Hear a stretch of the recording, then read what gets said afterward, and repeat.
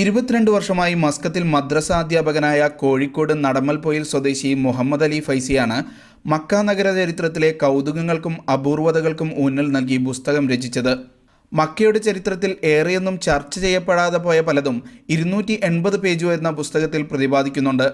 Zamzam നീരുറവ കാലാന്തരത്തിൽ മൺമറഞ്ഞു പോയത്, മുഹമ്മദ് നബിയുടെ പിതൃവ്യൻ അത് കണ്ടെത്തുന്നത്, കഅബയ്ക്ക് സമീപത്തെ ഹജറുൽ അസ്വദ് മുഹമ്മദ് നബിയുടെ കാലഘട്ടത്തിന് ശേഷം ബഹ്റൈൻ രാജാവ് ആക്രമിച്ച് തട്ടിയെടുത്തത് തുടങ്ങി നിരവധി സംഭവങ്ങൾ പുസ്തകം വിശദീകരിക്കുന്നു.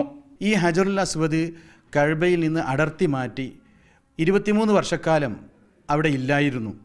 അപ്പോഴൊക്കെയും തവാഫ് ചെയ്യുന്ന ആളുകൾ ഈ ഹജറുൽ അസ്വദിൻ്റെ ഭാഗത്തുള്ള ദ്വാരത്തിൽ കൈവെക്കും എന്നൊക്കെയാണ് ചരിത്രത്തിൽ കാണാൻ കഴിയുന്നത്.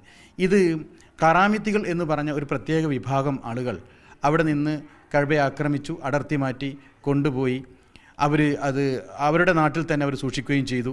മക്കയിലുണ്ടായ പ്രളയം, വിവിധ കാലഘട്ടങ്ങളിലെ കഅബയുടെ വാതിലുകൾ, തൂണുകൾ എന്നിവയുടെ അപൂർവ ചിത്രങ്ങളും പുസ്തകത്തിലുണ്ട്.